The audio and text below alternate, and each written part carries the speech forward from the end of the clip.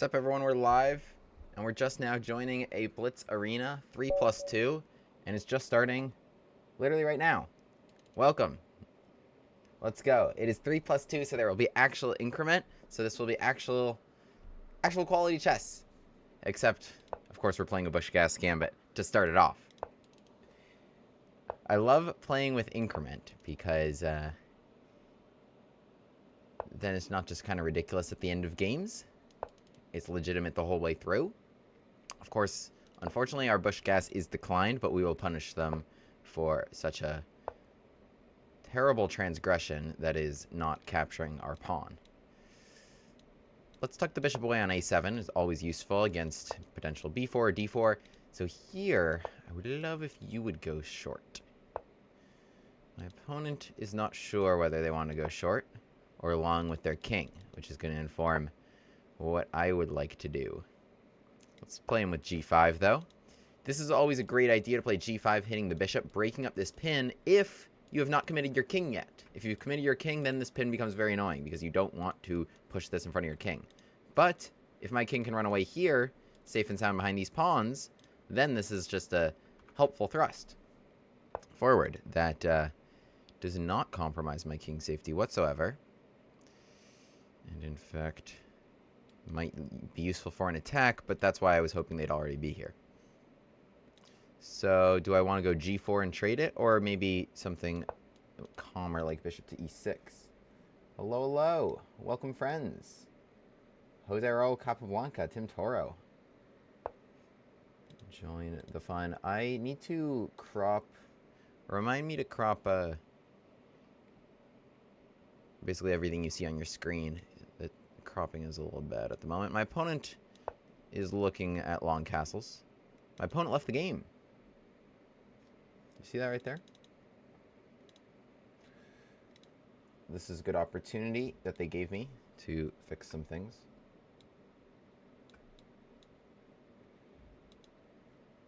I guess actually everything is edited a little weirdly, so long as this is here.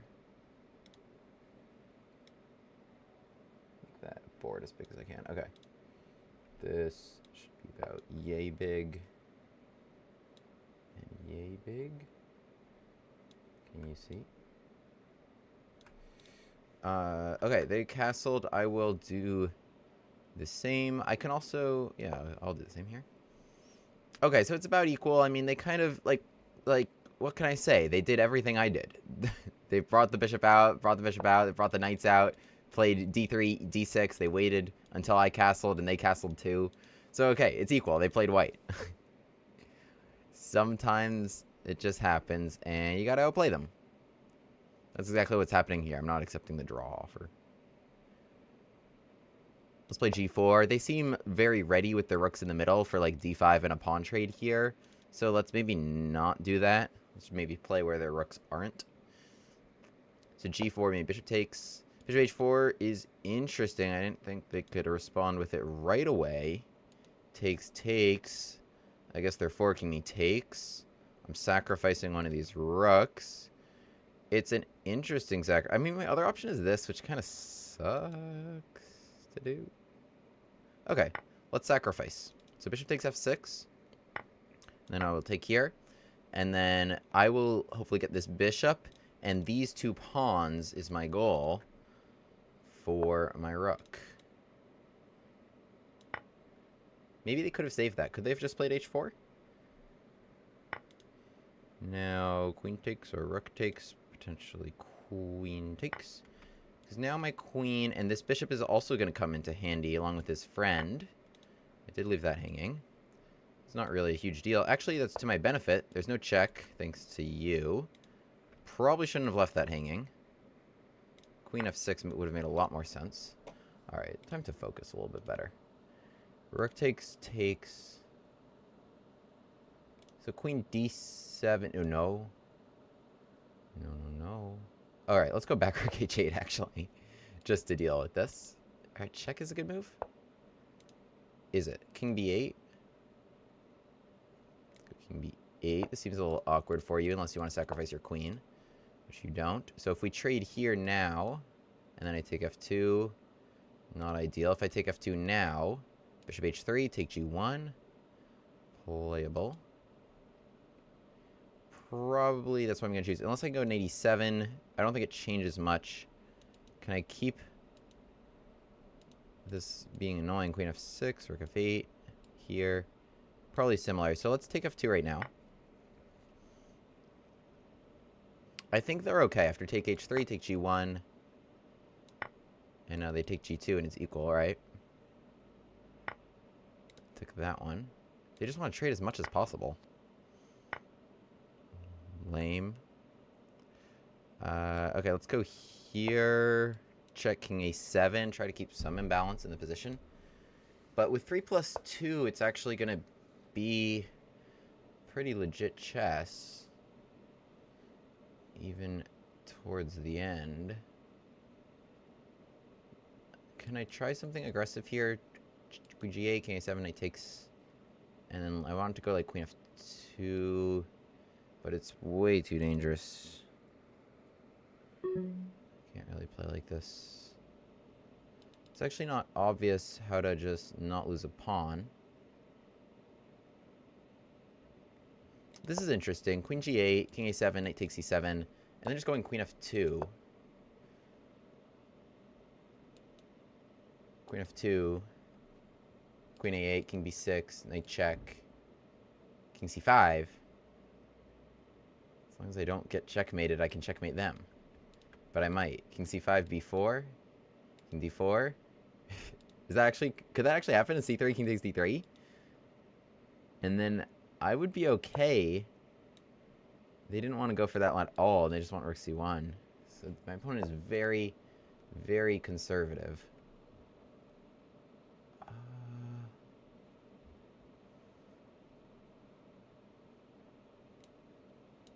I'm not seeing how to make this work. Knight takes c7. They could probably play it now. I want knight b3.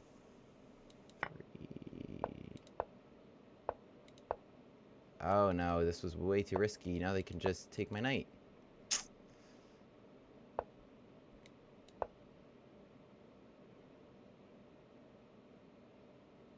No, I did this wrong. I tried very hard to make some imbalance. And I didn't want to draw. Instead, I'm going to lose. Okay. Oh, well. All right. Let's do better. Tough start there. My opponent was not a bad player.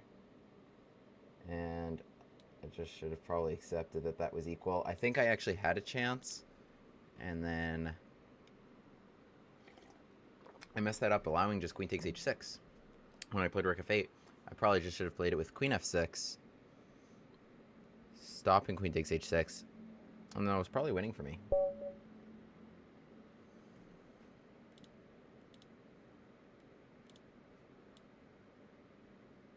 But good work on their part. All right. I'll try Berserk to get back into the tournament. Play not quite. It's gonna end up being very Frenchy. Very Frenchy. Except I'll do an exchange instead of just e5. Berserking here is tougher. Owing to they have increment and I don't.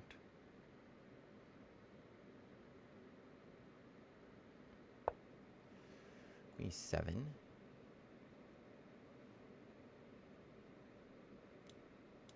Okay, it's still a pin now, even if you castle. I understand though, queen d7 allowed queen e2, and now take queen e2. They wanted to be able to still defend it maybe with their king.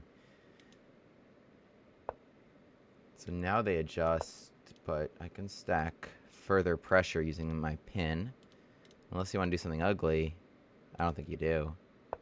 Oh, they do. Okay, everything forward. Let's go. Is this on the table? It doesn't actually do anything, just king takes, yeah?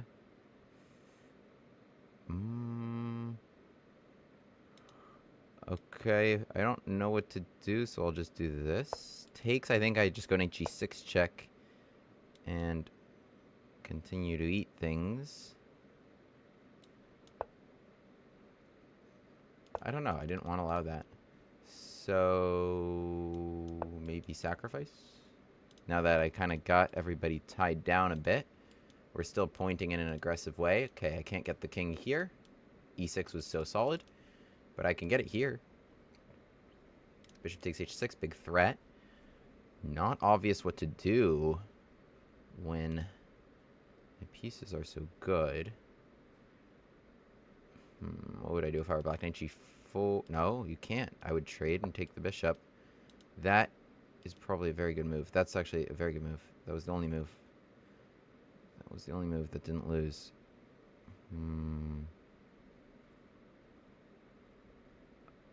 Okay. And they take... No, I don't have they take c4 even.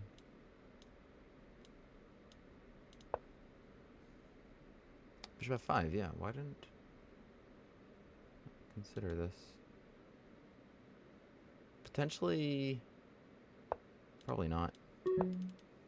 Shoot. Gotta be quick. Alright, we're just gonna stack on the E.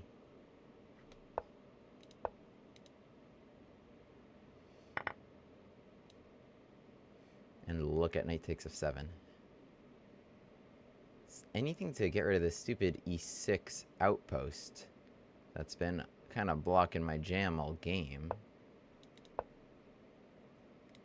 Maybe with rook f1 I can get g4 rolling. I think that's going to be my plan. Rook f1 and g4. Boom, boom. Right, otherwise g4 this was hanging. So I think this is really good. And they're already running away. Ooh, you know, you needed that. You needed that really secure. That was the only thing. That was the only thing keeping you on. I understand this knight was frustrating, but this knight was frustrating to me. Now we're winning some material. Alright, 17 seconds against time and increment. It's plenty of time, though.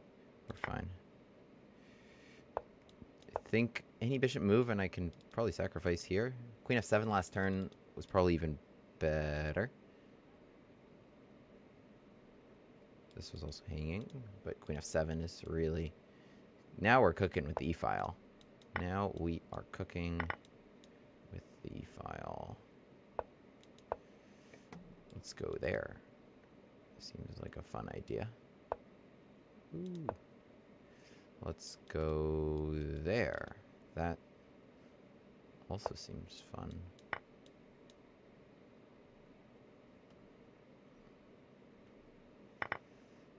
Yeah, it's gonna be mate, right? Just rook t7. It's the only thing that stops it. Okay, yeah, good game there.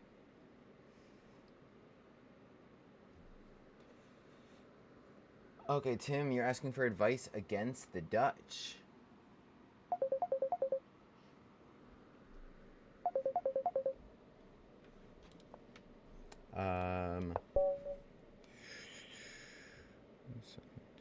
I do have advice against the Dutch. I'm absolutely an advocate, thank you, of the Staunton Gambit.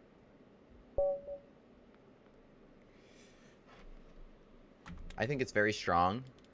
I mean, I already recommend against, I'm thinking against the birds right now, to play it with e5 and the Langheld Gambit, and you're basically up a tempo with that, right?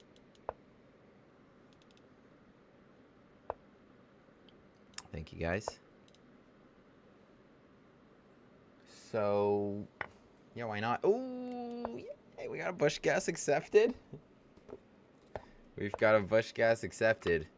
That's a weird move. Just, I don't have that happen too often. Just leaving the knight there to play d4 next. Not that c3 is so necessary for d4. But it threatens d4 even if I do nothing, right? If I just play knight f6, there's still d4 now, even though typically that stops it. That's an interesting move. Because takes knight e5, d4. I imagine that's probably okay for white. takes d4. I don't really want that either. Knight f6, d4. I mean, d4 is just a pre-move. What move makes d4 not good? How about that? Let's go about it that way. Queen h4, d4. Takes. Queen e2. Trade. I can't stop it. d5. Trade d4. c3. It's very rare that I get surprised against the Busch guess, especially early. But it has happened. I think what we're gonna do...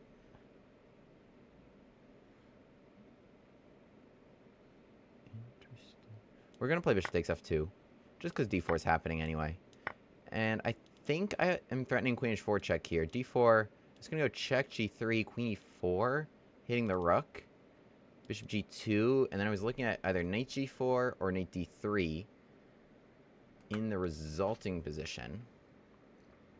But a really interesting move, c3. We'll have to analyze this, because obviously people play c3 against the Busch gas bishop all the time to try to play d4 in a variety of positions, but that is the earliest I've seen it. g3 here is very logical, but now we want to so I can throw in this check. It seems a little useless. Knight f6 makes a lot of sense.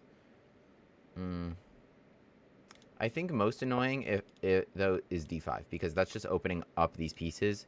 d4 now is again not a good move, which is kind of the key test of any move I make. It had knight g4 check and take. Right, so now I have this square.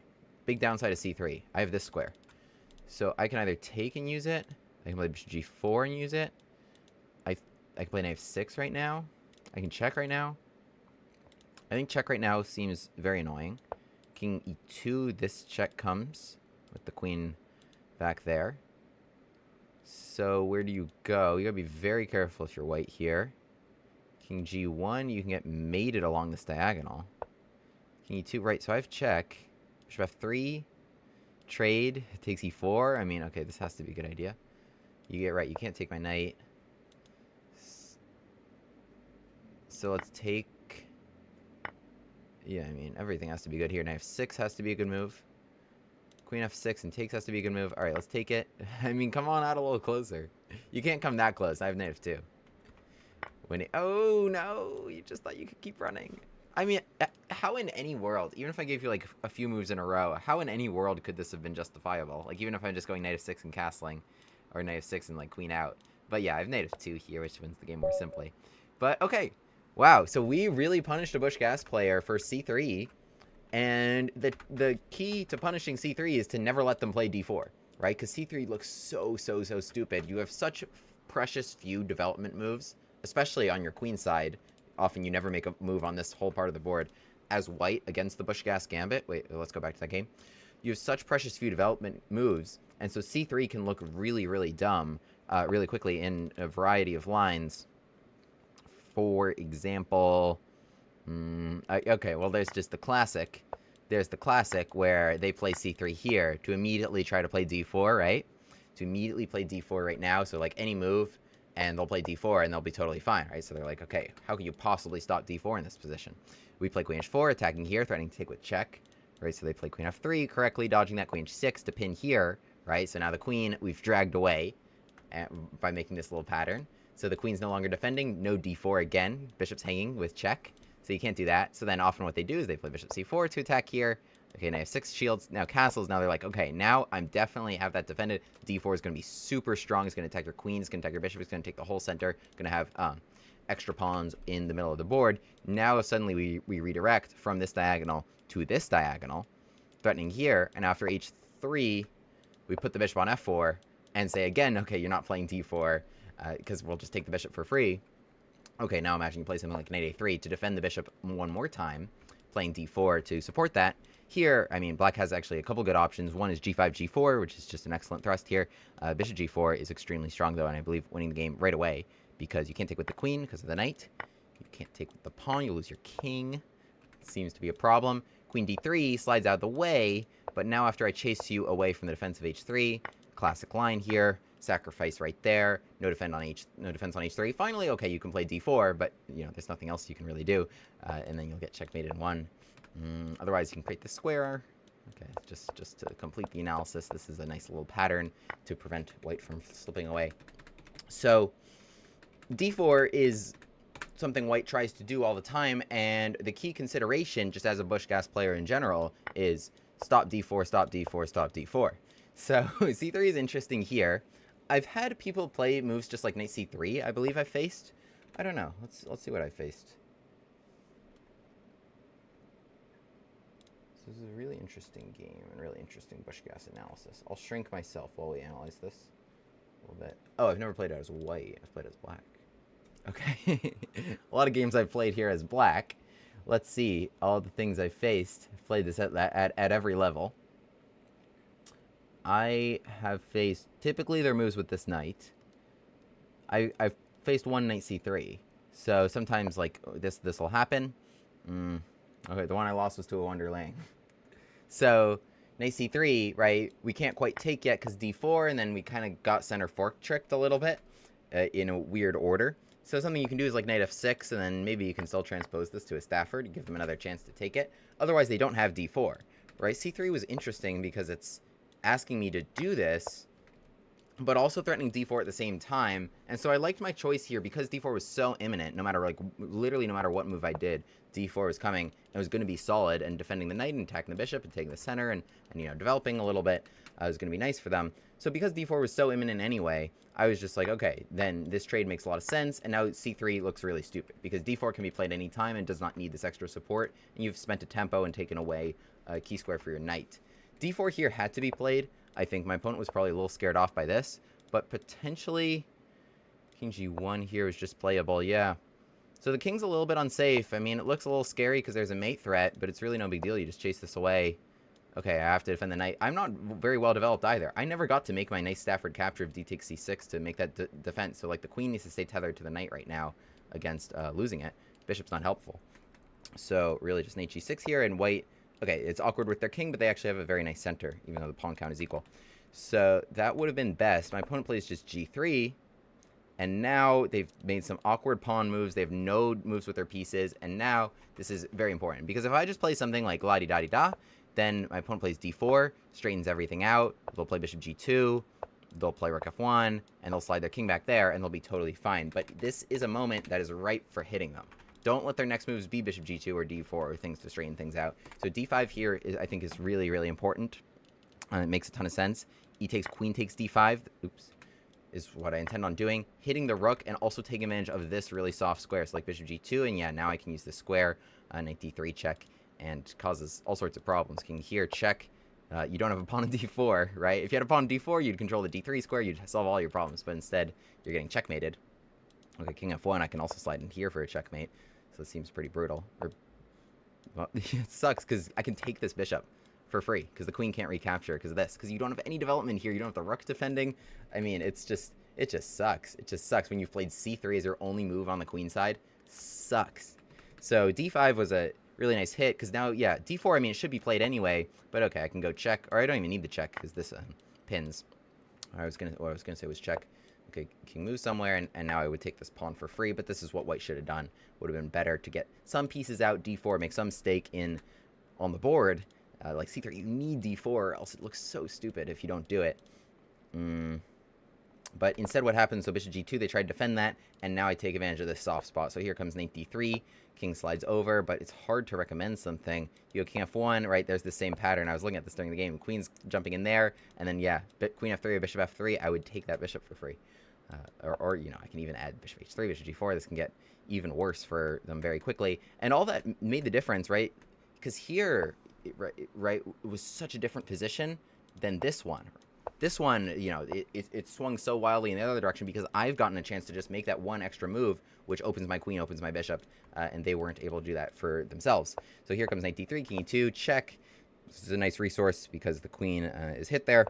Bishop f3 was the only chance, take. I mean, king takes e4 is not why they lost the game. It gets forked right away. Okay, I had checkmate even faster. I mean, what a mate. Just take advantage of the pawn there. Just take advantage of the pawn there so that the king has actually no squares. Queen controls all the others.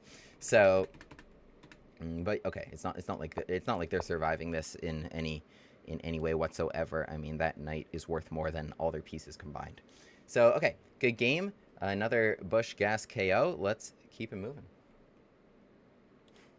Didn't recognize you without your Gambit glasses. Nice.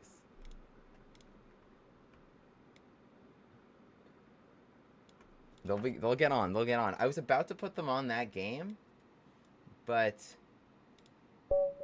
what happened there was they immediately sacrificed it back, kind of.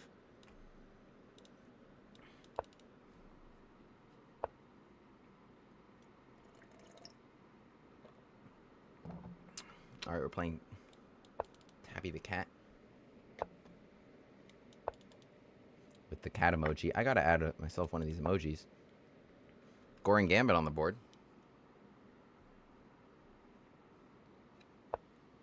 Nope. Really? D6 was the best you could do? Just gonna let me do that? Okay, fine. Just gonna let me do that. Just nice, pretty development. I like here even D5. Kind of like a nice space-taking move. It's so not necessary. Like, any bishop move there would have been, like, totally playable, obviously. But I like this idea. Let's just go bishop E2 or bishop C4 next. These castles, I maybe want to play it with F4.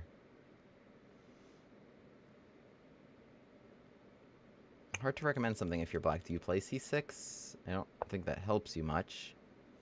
I'll shut that down just because I can. Okay, C6. I can ignore it. I can take it.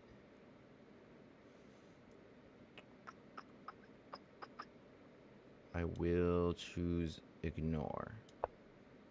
And go E takes D5.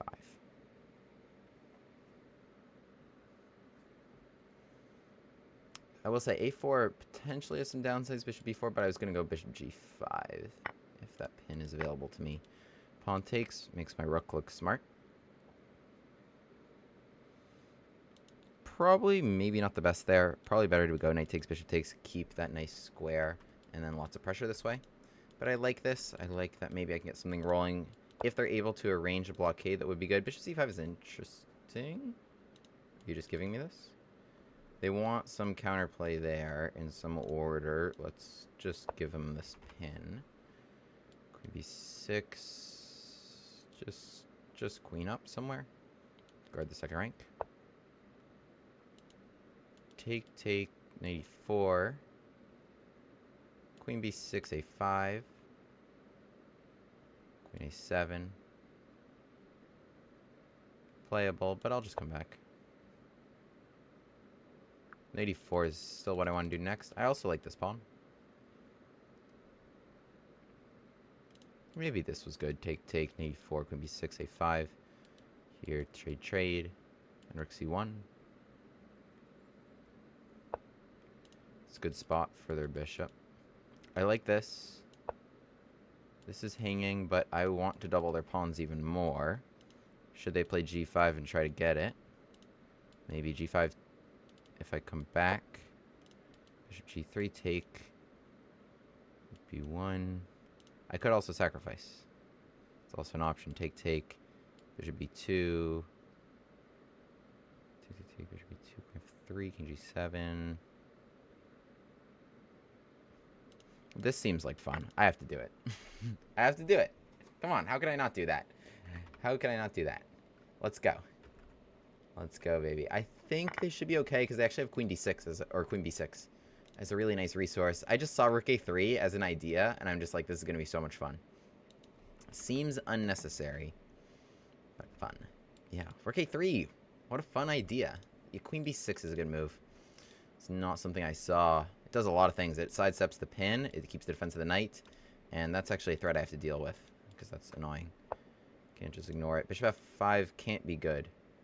No, it can't be good. Rook A3 still would be a good move, but this I think is even better. because it just wins my piece back. How do you deal with this? Bishop moves, I take this knight. And you defend it, and I take the knight. Still. Yeah, I understand what they wanted. They wanted to put the bishop right there. But the position was more urgent than that. Even still, like rook a3, bishop g6, rook f3 was also winning. They can't play e4 so long as this hangs. Even that, like, takes f6. So this is trying to get me to trade queens, at least, for their sake. I don't even have to do that. I could just go queen g3, I believe. Don't even have to trade queens. I'm still picking up a piece here. They can't save this bishop. Because then it would open up onto their king directly. So I'm able to take that knight for free as they defend that bishop. I was threatening to take it, among other threats. So queen h4 is probably good, but then they go queen h5, right? Rook a3 takes queen g4, queen g6. Yeah, let's go with rook a3. It's fun. I've wanted to play rook a3 for a while. I mean, I just love this idea. Just a rook that's doing absolutely nothing suddenly becomes a total monster. I would have loved for these two to work together. Alas. We're up a couple pawns here because we got our piece back cleanly.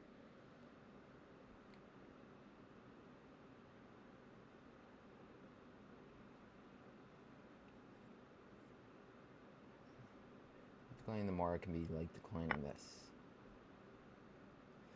Yeah, I agree. You can't really just decline this and just allow c takes d4. It's just way too strong.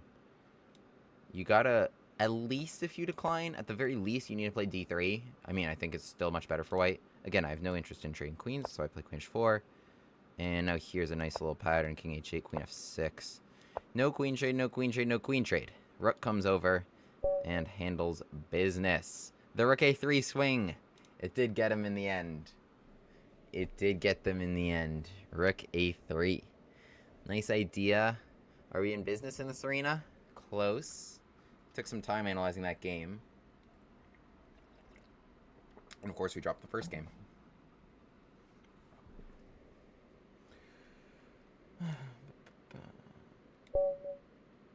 Thank you, thank you. Okay, Robinson root. Another e4, another Busch gas.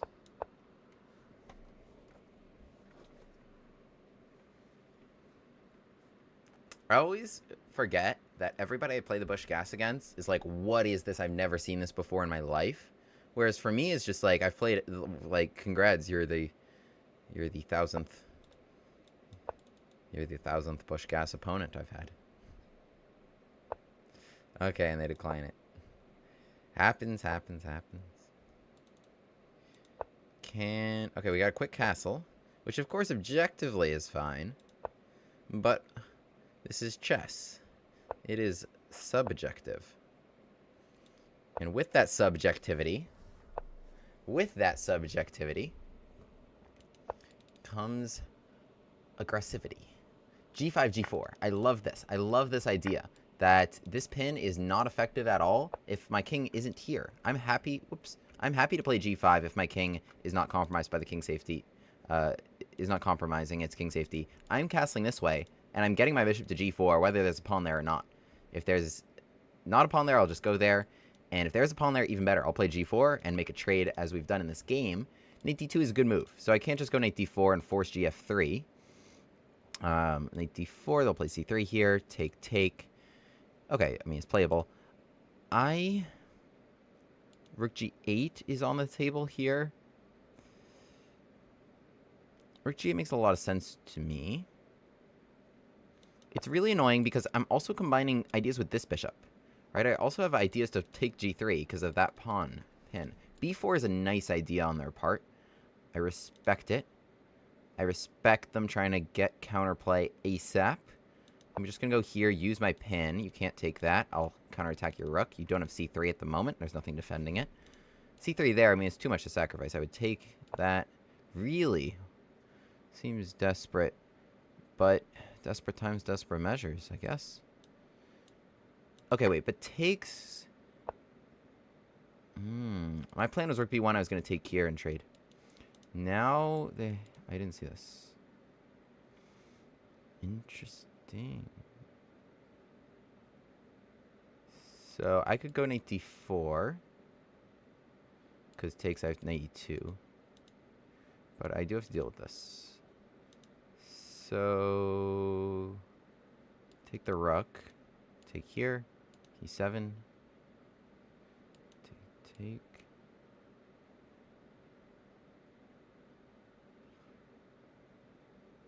Okay, I think that's what we're going to do. So they take here. King e7. There's no checkmate.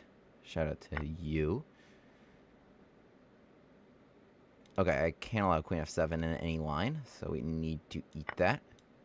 I think I'm just going up 2 pawns here, right?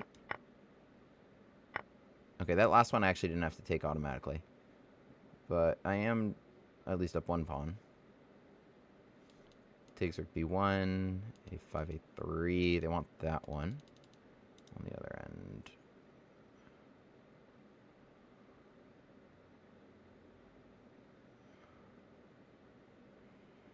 Alright. We got rook b1.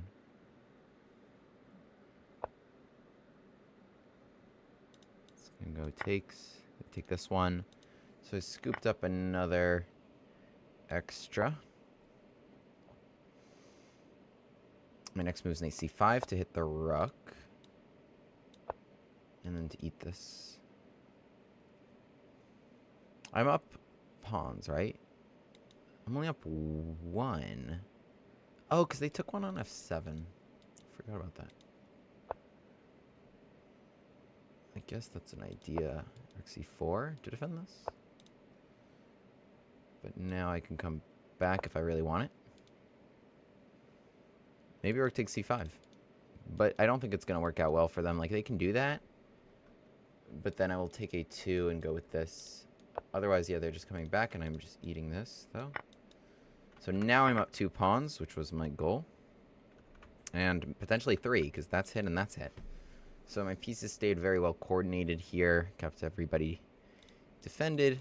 Base of the pawn chain defended solidly. Otherwise, it was a pawn chain, so defended solidly. And they spent their 1 free tempo on h4, which clearly did not work out as hoped. Could take a2, but then it would just be kind of a trade. I want rook a4 next. It's never enough pawns. Could take either that one or that one now, but they have to choose. And here come the pawns. Or the pawn, singular. Don't fall for it. Pin. It takes e5 check. Pins here and would have forked me. Would not have been fun. Let's go here. This makes the most sense because that was their only other way. So to deal with knight takes e5, that was their only other way to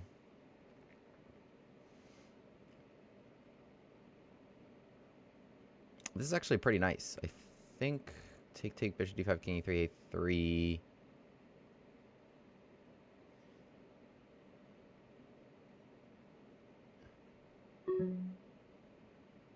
I mean, it's so not necessary, but I think it works. It's so not necessary. But I was just kind of thinking about it, and I don't know how to stop this pawn, because rook h1, you will lose it. Rook h2, I can go check king e3 and a3, and a2. And then you still can't get... How do you get to the first rank? How do you control this square in even 2 moves? Yeah, they weren't able to. I don't know how to control that square in 2 moves, because you could have played rook f6 to try to get there. That's actually funny. I think it worked. I mean, obviously they didn't have that. I don't know how you get... How do you get to controlling that square, even in 2 moves? Because I'm just going check in there. Here, at least... Well, bishop c4 I would play, right? I don't think it's possible. Rook h2, check. King e3, a2. Maybe king e4 to threaten rook h1. King e4, would I play like king c6 to threaten check to stop rook h1? Interesting. Then maybe they have here. Then check. I think it's winning. Could have just checked it with the engine. But then that would take away the mystery. But yeah, counterattack in the Italian, we got him. My opponent, credit to them for making things interesting. I respect them for going b4, c3, queen b3. Just as easy. In fact, there is nothing more difficult.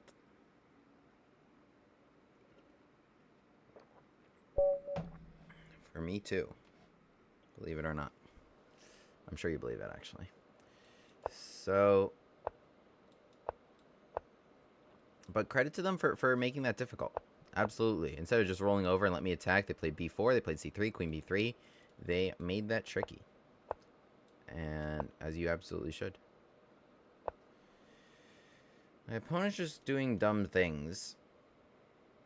Against dumb things, I like to try to strike quick if I can. Let's try to open things up. d5, e5. So now, so now this looks not ideal. I want to try to hit with f4 if I can.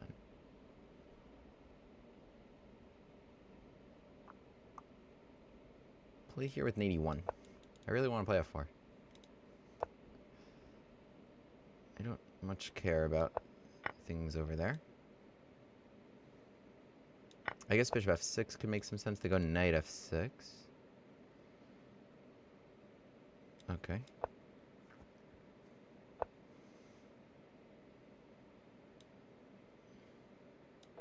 As long as they don't set up a blockade here, which they're not going to, because I could push e5 almost any moment.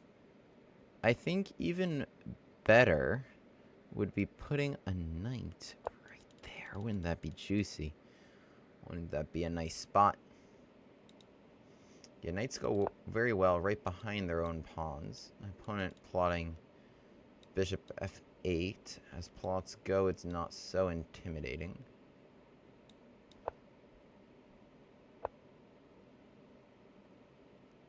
So they want to put a knight right there. That's okay, we can work around that guy.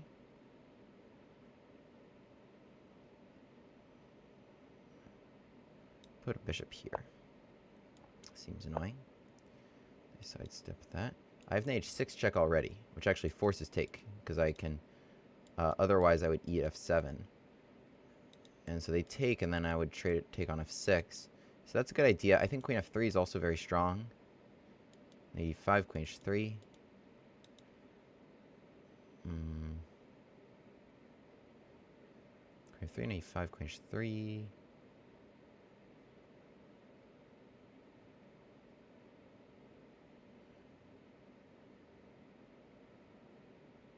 Okay, this has to be good.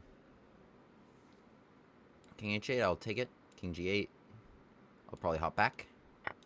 So they take me, I take them. Now, this bishop is actually going to prove potentially useful for them. Because it's uncontested dark squares. Maybe I should have sacrificed it, but I think the rest of their pieces are just so bad that it'll be okay. Just allow them to have one good piece. Because I'm piling up on f7 right now, for example.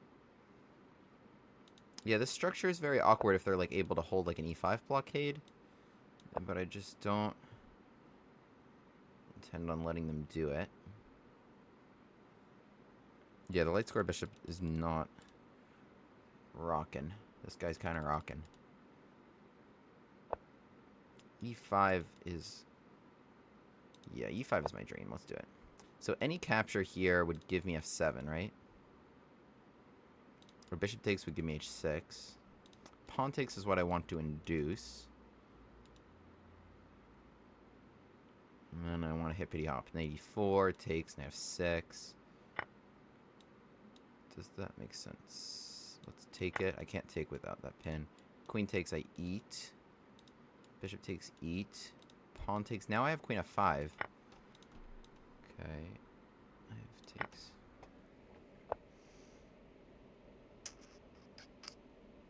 Should I just yum? Should I yum? I think I should yum. Takes here. What would happen? Trade rook f7? I can't go rook f5 right now. I have to deal with this. It's a little annoying. My king could be safer. Let's say trade rook f7. Rook f5, queen 1. What is the resource I'm looking for? I think just king h1 right now prepares a lot of things. It just keeps a lot on the table for me. Similarly, h3. No rush. My opponent bundling up around their king.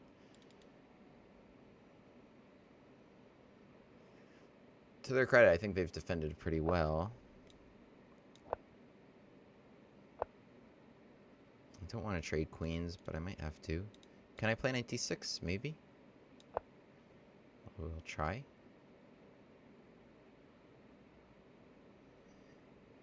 Next, I could do that, but it doesn't really make a threat. They are all bundled up.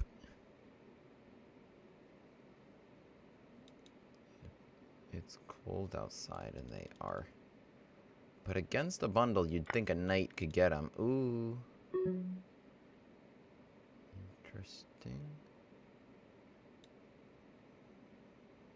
I want to make this maneuver here. Queen a2, queen f5, and knight f7. Can that work? No, because queen f5, they will have rook f8.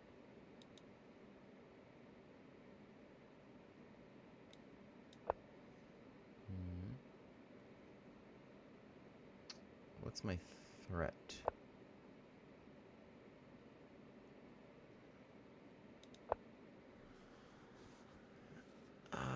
This queen a1. Bishop e5. Shoot. Oh man, I was way too aggressive here.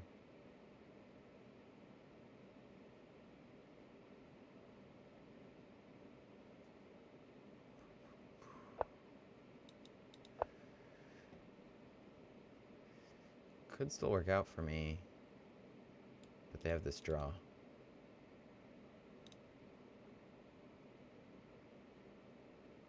Rook g8, knight f7. Rook f6. Knight e8.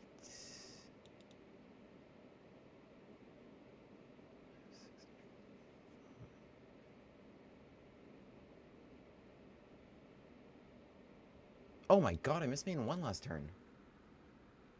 That took me so long to realize. What in the world? This is hanging. Oh my god. I am out of it today.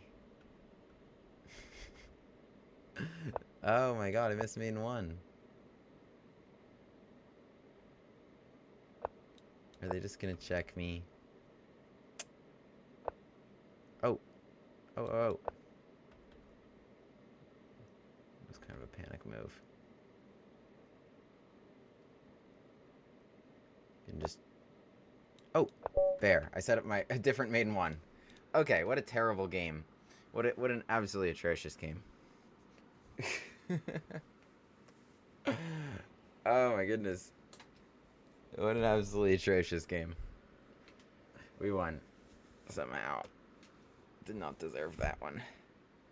I missed so much stuff. Ugh.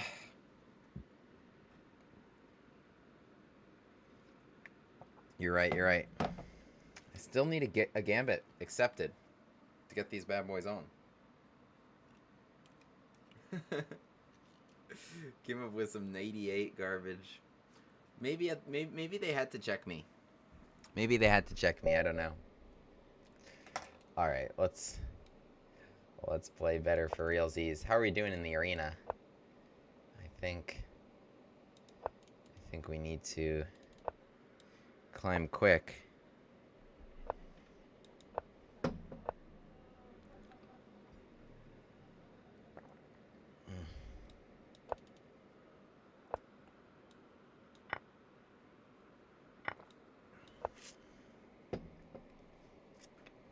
Okay, the idea here is going to be c3 and d takes c3 if we can. If we can. It is hot in here. Yeah, let's hope for some gambits, right? Let's hope. I'm trying. Every game I try.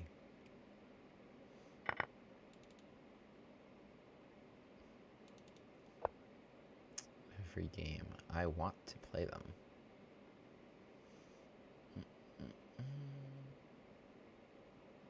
It's interesting bishop e3 takes. I think I can trap you. Like with like queen a4. And then just playing rook b1 next. I think... Because takes queen a4, I don't know where you go. Maybe you play b5, but then I just take it? Really? You wanted to test me. You wanted to test me. I just need to take away a3. That's the only square you have. I play a4. And then... But then how do I attack you, right? Rook b1, you go here. So queen a4 threatens this. b5 is your only move. I could even just slide out the way. How do you not lose right away? I cannot believe you would take this pawn. b5 slide, b4, rook b1, resigns. Okay, this obfuscates things a little bit, but I can take the knight for free. Rook b1 takes, right? So it's a little confusing. Just not bishop takes the thing. So let's go queen takes. Did they just offer me a draw? Okay, I guess they can go queen 3. And not lose immediately, right? Queen 3, they're okay. Put bishop d4, and then we're ahead a piece for 2 pawns.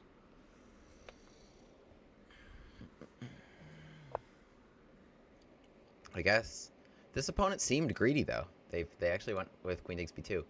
This is interesting. He plays d5. He wants me to come back and try to trap his queen again. You just sacrificed a knight, sir, so I couldn't do it. Didn't you just sacrifice a knight so I couldn't do it? Why would you give me another chance to take away queen a3? We're right back where we started, minus this knight. What just happened? That's so funny. I thought you went there. Okay. We are right back where we started. You have no squares once again. I don't understand. They're like, oh man, queen's trapped. If only I had this square. Guess I have to sacrifice the knight to create this square. And they're like, oh man, down a knight. Let's go here. Oh no. Remember that problem from before.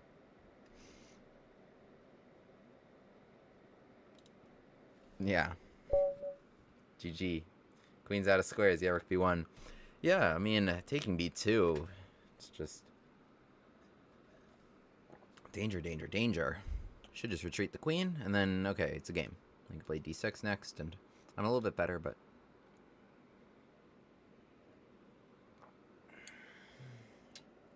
Yeah.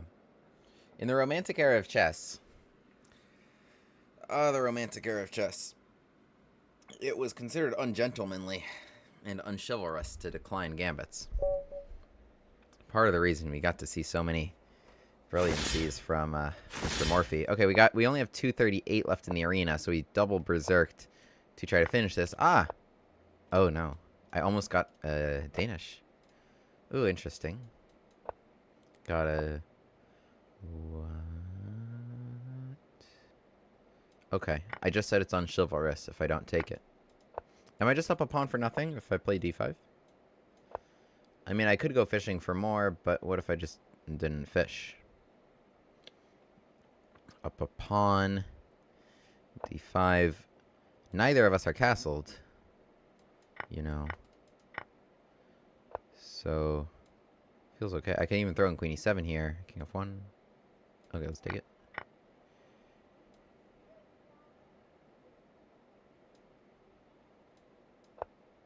Castles. It seems like we've won some material. Seems that way, doesn't it?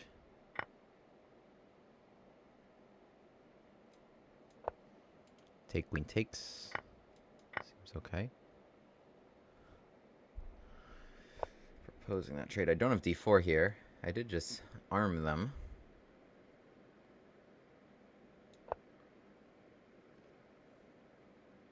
Alas, there's only so many diagonals the queen can operate on. Trade, take b7 presumably. But we've really diffused the tension. Ooh. Ooh. Ooh, you thought you were mating me first, but I'm mating you first. Ooh, I love it. I love it. Ah, Puzzle Rush. Puzzle Rush. Come find this tactic. Please tag the runners of Puzzle Rush below and tell them to add this one to the collection. Rook b8, queen takes, had to activate our last rook into the game to be able to have access to that back rank. And we just had to distract this guy from the back rank. Check, take, rook b1. No solid block on the back rank. No thing, like you control two squares, but you need two pieces on the same square to hold a block. Takes and takes. Nice, nice, nice, nice, nice, nice, nice, nice, nice, nice.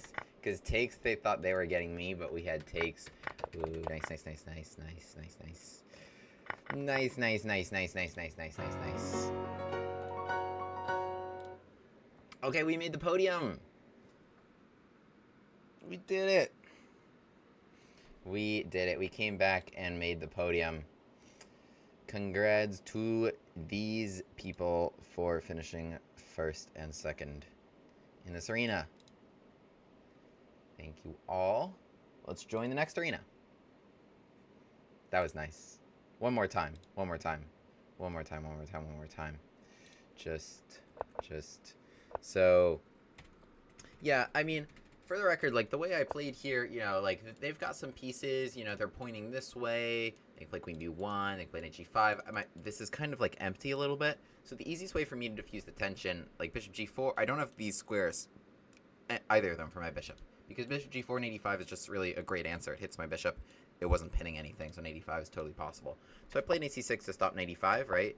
And so I'm happy to make that trade. f5 is a move I want to play, so I don't have any issues here. I don't want to... Like, both bishops together can be powerful. Because you don't want to play h6 sometimes, because that sacrifice can get you. Takes, and then if there's queen takes h6. Not that any of that was really happening here, but this was just super easy for me to play f5. I was just going to go bishop e6 and then push my pawns without any issues here. And I was willing to make that en passant, because I was happy to play bishop f5, make this trade.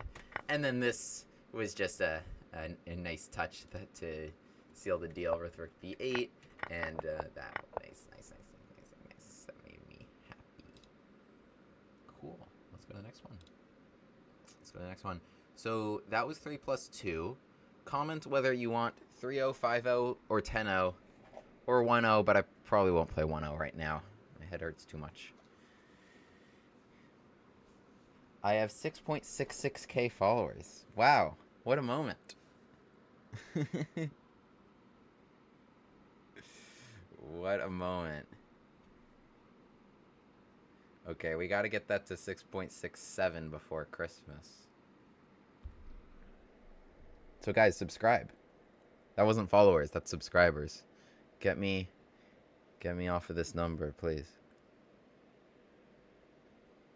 You're already here on YouTube. Click the little subscribe button for infinitely more Gambit content. New Gambits. Okay. Oh, it's starting. Let's do 5. I see a 3. I see a 10. I see a 3. I feel like the average of that is 5. 16 over 3 is close to 5. So none of you are happy, but really all of you are closest to happy.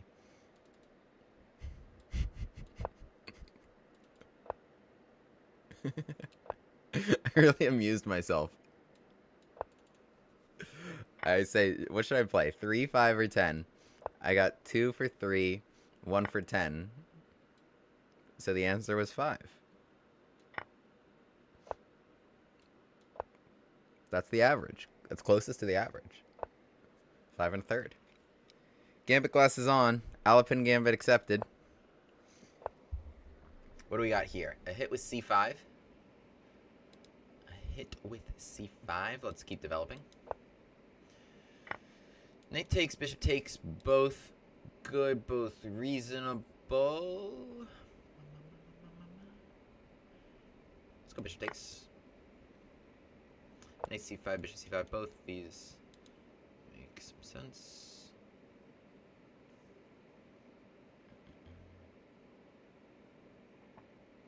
Okay, let's get the king out of the way.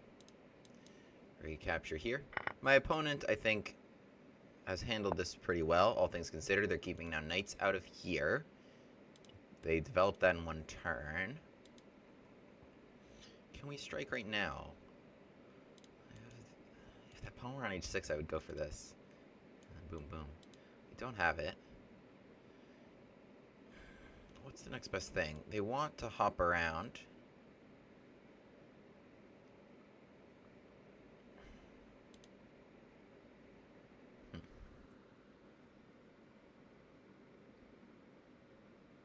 Knight e4, take, knight f6.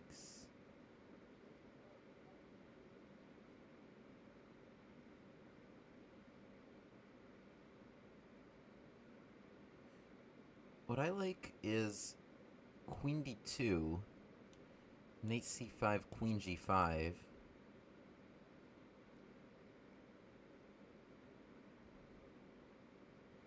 It's not quite working, is it?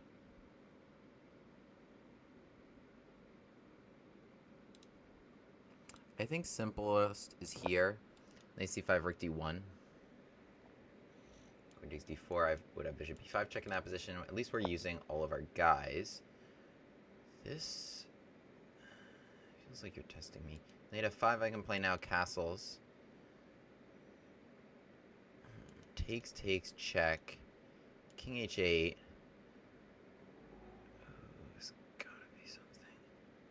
Sacrifice, queen e5, queen d8, knight e4, king g7, queen g5, check. Oh, it does work. Castles, takes, queen g3, king h8, takes, queen e5.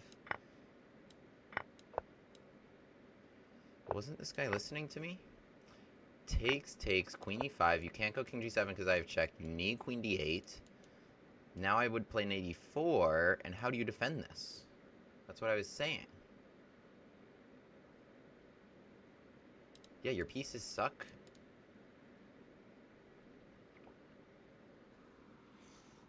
Ooh. I just kind of felt that should be good. I felt like that was worth calculating in this position.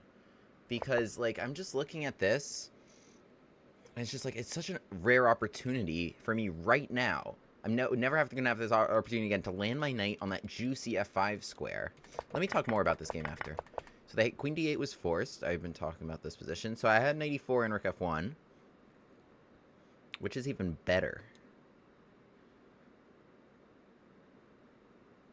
Knight e4, rook g8, knight f6, rook g7, knight h5. Gambit glasses, baby. Yeah, look how much your pieces suck. They're not helping you on these dark squares. That's why I was feeling this knight g7 idea. Your rook g8 forced, but now knight f6 and knight h5. That's what I was saying.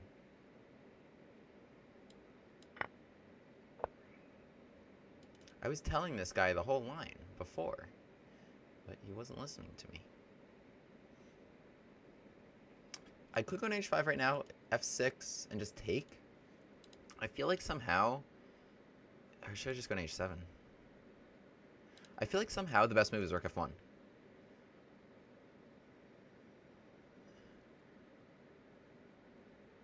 Right? Like, what are you doing with all... Like, these pieces suck. Look how bad they are. I'm still down an exchange right now, but I really don't feel like it at all. Because they're garbage.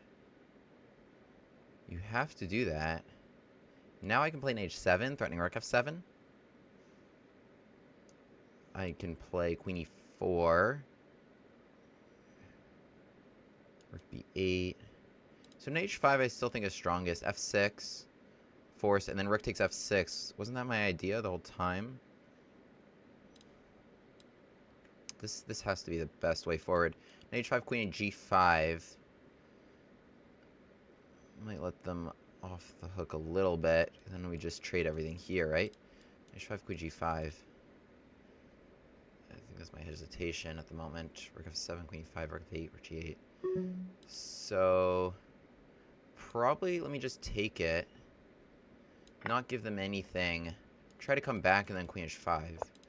They go there. Rook f7, bishop g2. King g1.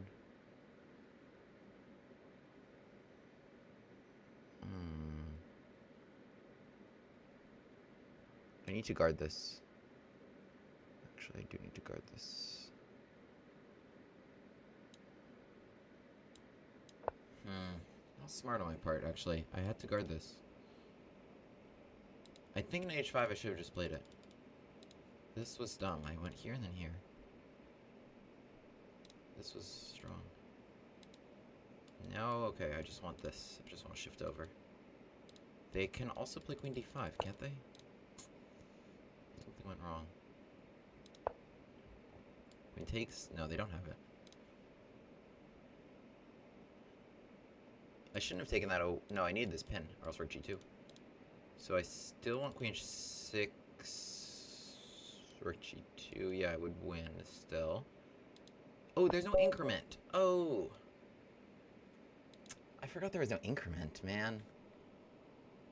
I was playing increment last game. Here, I think I'm winning with queen h6. And then knight f6 just next turn. What did I do wrong? This was plus 5.5 if I go bishop h7. Man. Was this winning? No, well, because this was equal. Only move was bishop h7. Bishop... Oh, just bishop h7 and then bishop out. Yeah, rather than knight h7 and knight back. And then queens come in h5. Because the bishop can come to e4 and get in the way. Takes... Rook f1 was the best move, but I feel like practically it wasn't the best move. I feel like practically I should have just taken here. Or something. I don't know. Feels like a missed opportunity. This was bad. Rook g1 was a very poor choice. Rook f2 is better. I just felt like with rook f2 I was getting attacked. Oh, but this I can win with queen h5. And checkmate them. Rook f2 would have made a lot more sense. Stay on this to defend g2. Queen d5 I still would have had to trade. Didn't want to trade. This is winning with queen h6, but I had no time. Oh well, okay. We'll get him next time. Tough. Tough, because I so had him. Oh well. It was poor management of time on my part. But it was a fun sacrifice, and it was totally working. Our whole attack there. But they found a good resource, practically, with b5, bishop b7. And attacking g2 and causing problems on my king.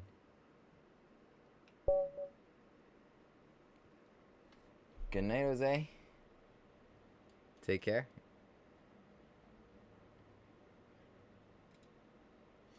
All in chess player.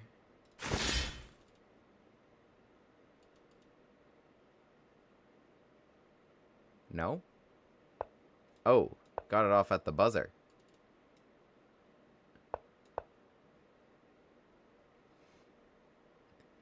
Got it off at the buzzer. Draining the arena clock, though. Push gas. C3 here does not make sense. We can actually just take it. And we're hitting F2. Castle's D5. D4, we just take it. Check. D5. In fact, we had this position before. Castle's now D5 anyway. Good resource. It's defended. Defends our knight. Develops our stuff. Attacks the bishop. And we really are up a pawn for nothing. I think this could be 2 pawns if we just trade. But, okay, I like keeping queens on. It's fun for me.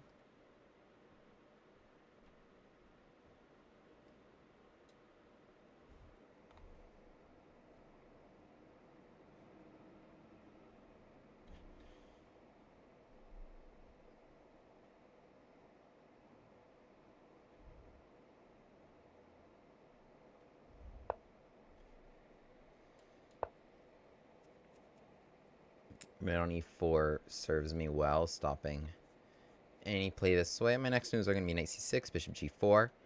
Love giving pins.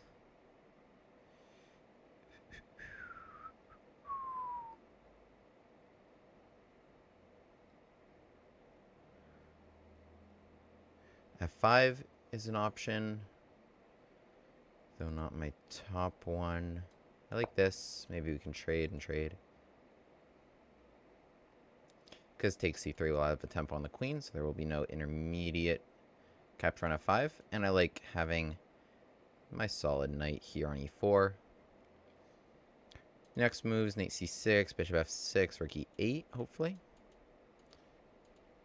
Operate against this d4 pawn. So now there's further pressure on e4. Could give a pin. Could just take c3 like I said I would. Let's give a pin. I like this knight. Decided I like him too much to trade him. Probably objectively this is the best idea. Knight d2 now. Oh, can we try to win this? Yeah, knight f2, right? Knight f2, king f2, bishop d3. I think this is a good idea. So it's the queen. So you must deal with that right away. Queen is a queen. Now we take it. And that is pawn number 2. We are ahead. That is pawn number 2. We are ahead. And also the light square bishop is their best piece, might I add, and the only one that can give me trouble. It's the light square bishop with a dark square center pawn. So it was operating quite well. This was something to watch out for. Bishop g5 and then an immediate hit here and here was something to watch out for. I do have f6 here, so as to not lose this while I save my queen. But smartest last turn would have been bishop e7, so I wouldn't have had to deal with that at all. But we're okay. They didn't want any shenanigans of this opening. So let's just save our bishop. We'll back him up to g6. Do you want to take d5? Queen b3 is also an option. Queen b3 I think is a good move for white. I think these are annoying threats. I will deal with that right now and not give them another chance. Queen b3, yeah, I think this was annoying. But pawn chains are nice. Pawns defend pawns. Speaking of solid play, let's drive you right back. And we're going to be chilling with 2 extra pawns.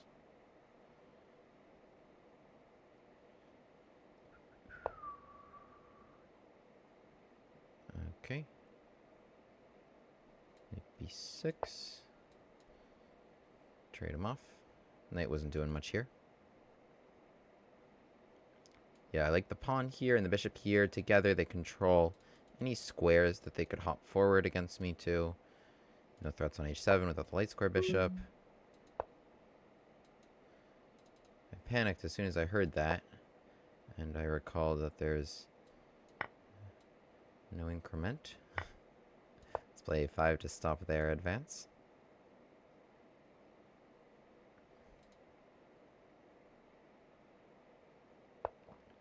Just trading things here. Bishop g6. Target the queen. Gotta jump back. And we're happy to swap everybody. They are not. Understandable. Just swap everybody along here. Gotta watch out for this, actually. Gotta watch out for that. We'll keep an eye out. I'm okay taking on g6. Again, ahead 2 pawns is ahead 2 pawns. Ooh, they have some ideas. Let's jump in. 14 seconds is not a lot of seconds. Let's see what we can do. Seems good. Now we're hitting the knight and on e3. So leaning forward worked. Whenever in doubt, just lean forward. Generally, I'm able to hit another gear when that happens. Meaning my opponents just mess up for me. Here's a check that's pretty brutal because it's going to bring the king away from this knight. Now, check and take. Yum, yum, yum.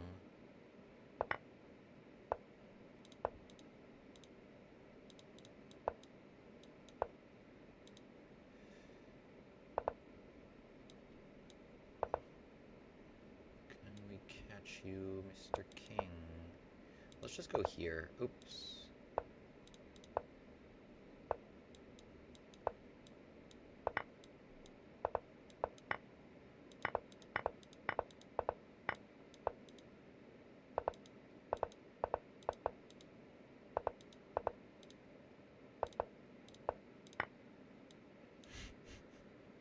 What a funny game. What a funny game. Okay. They promoted a queen too. Out of all the seconds we had, we needed every last one of them there. I think I checkmated them with 0.8.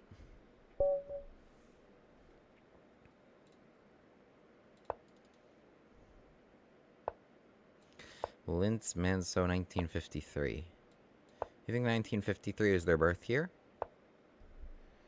Ah, so a delayed knight f6, a French, but with bishop e3, this French becomes much better. I've talked about this before. Thank you, Jozuha. f5.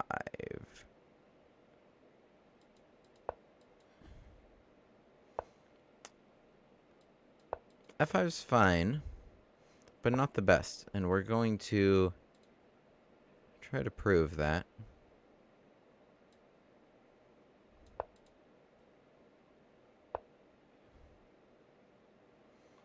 By trying to attack over here.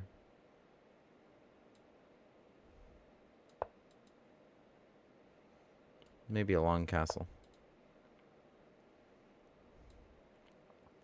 Rook g1, g4. Swing both the rooks in. Why not?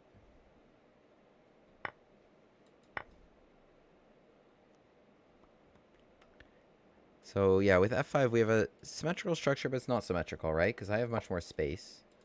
And I am going to go for it. Why not?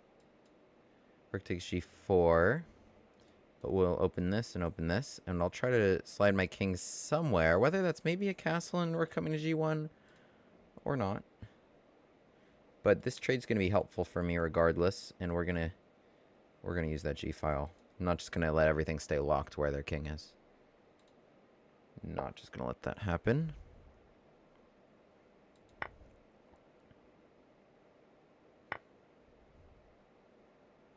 So king f2 or king on b1? Which one's safer?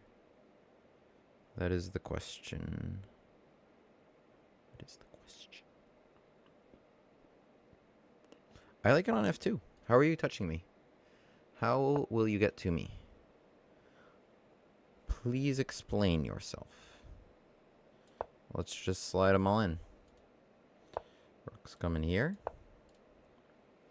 Deal with that. Rook f7, I have e6. Takes an 85. Interesting, right? Yeah, g6 I had h4, h5. So knight g5 here is forcing takes, but I like the idea that I just said. e6, knight's no longer there to control. And now I will use that square that I just cleared. EU. And hoppity hippity again. Well, I had to stop bishop h4. At minimum. Here comes you. H5.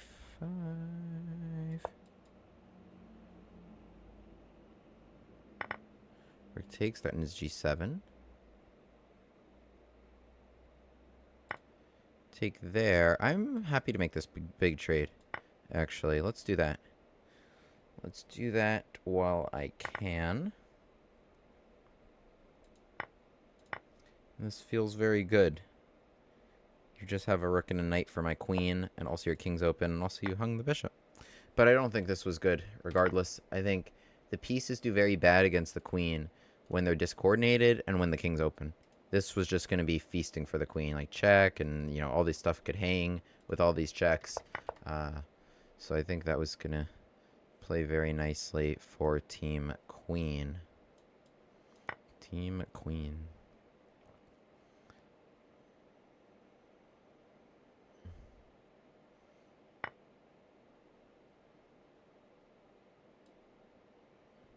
Check.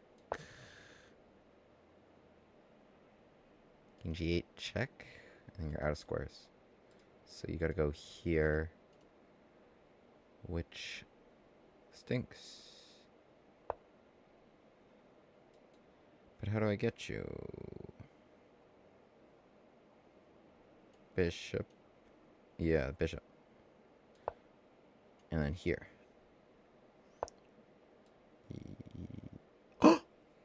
No, why did I allow that? Oh my god, I moved the bishop off of this.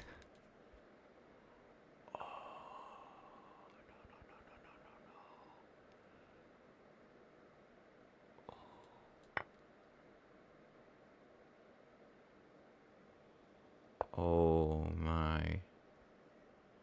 Oh my goodness.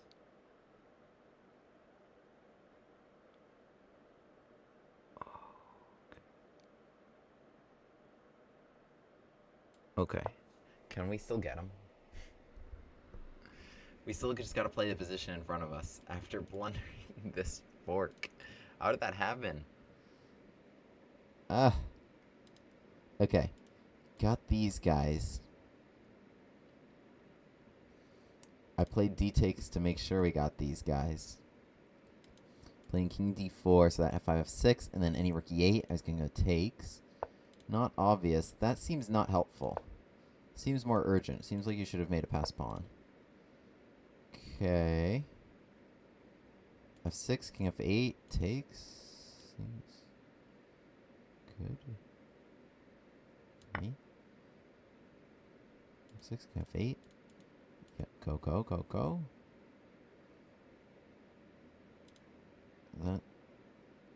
This seems to be going well. I'm not sure that they are stoppable at this point. Keep them on dark squares, right? Don't put them on light squares. Don't put them on the same color as your bishop because they can hold a blockade on this color, right? So keep them on the opposite color of your bishop so that they can always stay schmovin'. And now e7. Now boom, boom, boom. Controlling that square. Looking good. Looking good. But I don't want to trade off these things. Like, imagine they all trade on e8. And then, like, my king... Gotta be careful how that happens exactly. Rook c8, I think, is necessary to take away bishop c6 right now. And king c5. Rook c8, e7, king here. Rook c8. The question is, do I go here and allow a5? That, I think, is inaccurate. Now, oh, now you just have to give up your rook whole. You don't even get the bishop. Oh, man, you need to get the bishop. Now, I'm not even going to allow you to trade off for this pawn. I'm just going to win with this pawn. I'm just going to win with this pawn. GG. GG. Okay. Well, he got me with one thing, but... Didn't get me with much else. But he got me with that one thing. He got me with that one thing.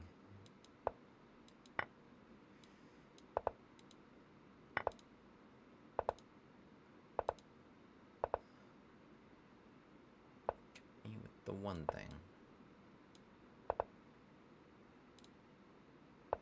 We playing this out all the way? Guess so. GG. Okay. Oh wow, what a game. What a game. Oops, indeed, man. Funny one there.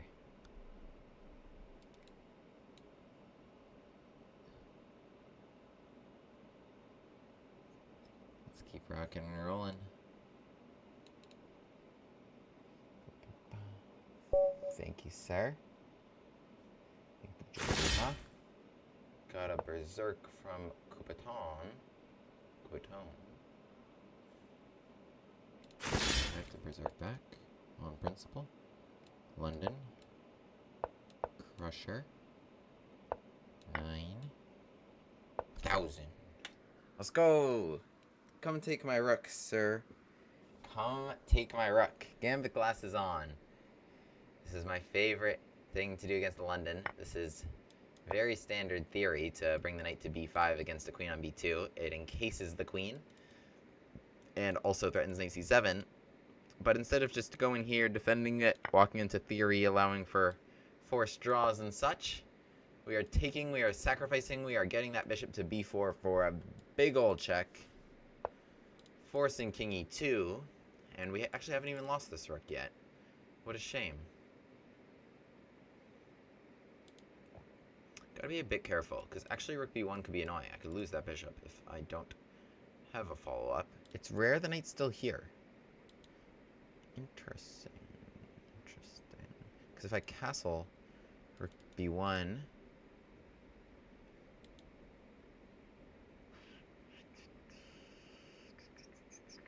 I could make any bishop move to attack it. No, still rook b1. Rook b1, queen e2, okay.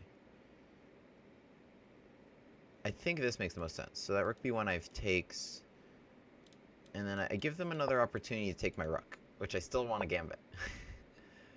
Come take my rook. This would be fun. If you check, yeah. Good. Now we're talking. Okay.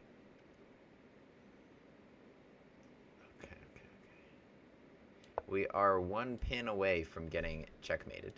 No, it's not checkmate, but... Alright, we're bringing everybody into the game. This is fun. This is fun. This is what we want to do against those London players. This is not what they wanted against the London, to have to, like, defend against wild gambits. But this is what I want to do, so too bad. Let's get that knight here. Wouldn't that be fun if I could just go here and then there? I really like that. I really like just going d6. I really like b6 and here. I have so many ideas I like. I need to choose only one move to play. How do I choose just one move when I like so many moves? Choose just one. Okay, I will choose b6. I feel like it keeps most things on the table. This king stinks here. Knight c7. I could... Oh yeah, I forgot about the berserking part. Go d6, knight e8, bishop a6, king e3, knight d5. Ooh, that's fun. That's fun. Okay, wait. I'm going to sacrifice my other rook. This knight's going to take the other rook. I need this square. I need the square. So now, check. King e4 only move. Check. I win the queen at minimum. That's all I calculated. Oh, run. Okay, I'm coming back here. I don't really want the queen so much as I want the king. What's happening? Okay, I'll take that for now. I'll take that. I'll take that.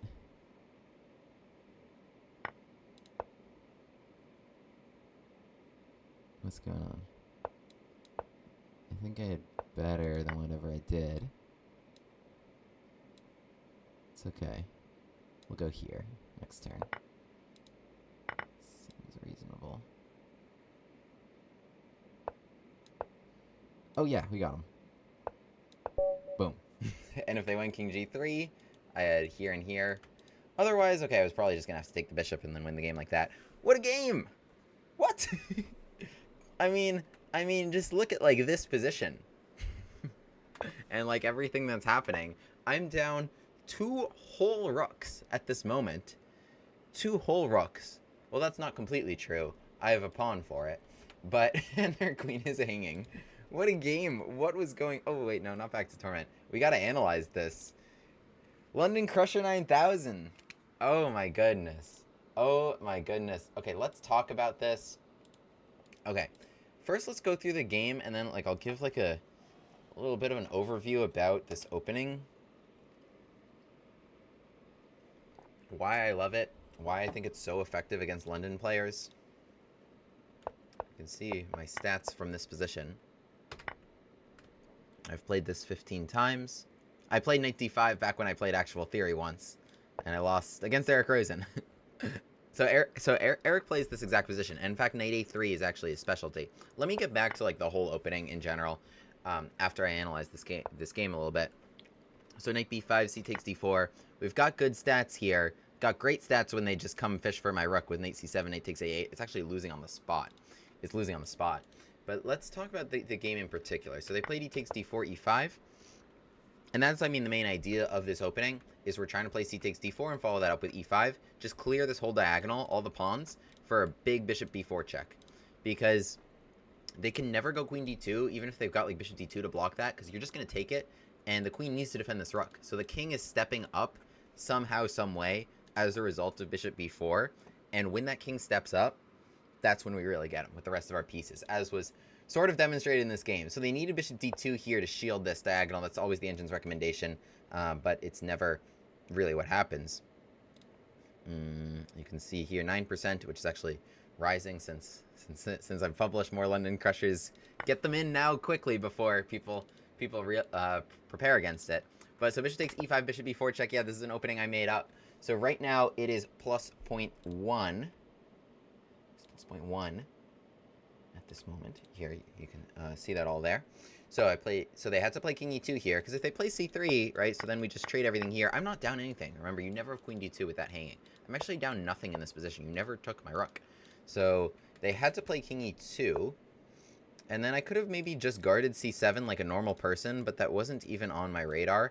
So I play here knight c6, completely ignoring that, which is actually totally fine. They play rook b1, which makes some sense here. Queen takes a2.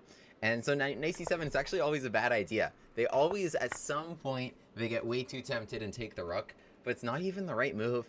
Oh, the right move was just to draw rook a1, and saying that you can draw like this. I was going to try to retreat down this diagonal. Can I not play something? Yeah, queen c4 check, yeah. Queen c4, okay. Okay, I mean, I guess they can force a queen trade. But I'm not down anything. They never took my rook, so I think we can trade queens, and we're up a couple pawns. I'm up 2 pawns here. So I guess they have some compensation. I guess white here is donning the Gambit glasses somehow. Interesting. So that's not what happened. They went for the rook. Sooner or later, we all give in to our temptations. Takes and rook e8. So this is so fun. This is so fun. So we got to play king d8, which actually supports rook e8. So the king's better here because now this rook jumps into the game right away, and we can checkmate that king right where it is, right? So like you saw knight f3, which makes a ton of sense to defend here. So I was choosing between b6, d6. I was choosing between knight d5, which was another option, d6. But b6 apparently was the least good of the 3. That's fine. Bishop a6 though can often like checkmate them right where they stand, right? Like you imagine like you can control the square, or you can control the e-file. King on e2 is really, really bad. It jams in all this development. Nothing can block for it, right? King on e1, like, okay, a check on the e-file isn't so bad because you can get in front of it. King on e2, you can just get mated right there. Like imagine like a queen on e4. There's some lines where that just happens. That's literally just checkmate. It's literally just checkmate. So b6 hopping out here, always a good idea. Knight c7 I think was a great resource on their part because it stops bishop a6. And I don't want to do it with a queen. There's no value in doing it with the queen because queen d3 can happen. Against the bishop, you don't want to do that. I would take it. But queen d3 would be a good defensive resource here. So I had to improvise. Oh, wow. This would have been a great improvisation, though. Knight takes d4. It's defended 3 ways, but none of them are good. Because queen takes, loses this rook, or take that pawn first. Okay, and then I can take that rook in style. Oh, man, king e3. This is going to happen. Otherwise, boom. Boom, boom, boom. Oh my goodness, such fun stuff. Such fun stuff. Wow. So knight takes d4, they have to go takes, rook e5. Wow. Then the king has to come up. Every time this happens, the king has to come up, and then we can keep coming after him. Wow, all these pieces just operate so well. Knight takes d4 would have been a really nice move. Oops. Spoilers. You guys already saw them. But, okay, I played d6 now to discoordinate here and here. I'm just like, okay, fine. Take my rook. I just really want bishop a6. So this knight has now taken this rook, come back here, but I'm like, you're only annoying right there. You're only annoying to me right there. You can take my rooks, just don't take away my bishop a6 check. Because now with bishop a6, you have to step up, and knight d5, you have to step up again, and knight c3, I get that with all checks, and the king has to keep stepping up, which is really funny. So now we give checks, but I mean, this is completely winning. It's just I was very low on time here. As now this kind of became like a crazy scramble. We're taking stuff, but okay, I have a queen and they don't. With the king on f4, that should be like a pretty decisive factor. I play h6 to prepare g5. It wasn't really necessary, but eventually, okay, this was just completely winning, and we were able to checkmate, even though I didn't have much time on the clock there. Let's talk about the London Crusher 9000 because wow, crazy game, and crazy games often happen, and they often happen in our favor when we keep our foot slammed on the gas pedal. Flooring it, as some might say, with c takes d4. So the London has but one downside. It's super duper ultra solid, and you know, London players don't like when you make havoc because they just want to put their pawn on e3, put their knight on f3, here. They want their nice little super solid setup. There's really one way to bust that wide open. It's with c5 here. And then once they defend it, to play queen b6, because there's this one thing they leave undefended, it's the b2 pawn by playing bishop f4, right? So we're jumping out queen b6 right away after we put pressure here. Now, against b3, it's not a good move. We have actually the Envy Gambit, which is also featured on my channel here, which I'll also leave in the description. Shout out to Envy for coming up with this great idea to just sacrifice this pawn, and now jump out bishop c5, put pressure here, castle, rooks to the middle of the board, and often this leads to very nice winning positions, as you know. Okay, you can see I've won all 3 games here. So, nice stuff. But the best line is with knight a3 and such, and you see this at the top level. You see Eric Rosen play this to play knight b5, and then after something like knight d5 to stop knight c7, you see a lot of GM draws with just like this. There's some other lines white can play, but okay, you can just draw the game by just perpetually hitting this queen. There's no way out. There's one other thing we can do, though, and knight a6 is actually not a good move. To defend here, there's some way white can gain an advantage, because your queen is in hot water, right? You can get trapped. There's one other idea we can do, and the engine hates it, but it's c takes d4.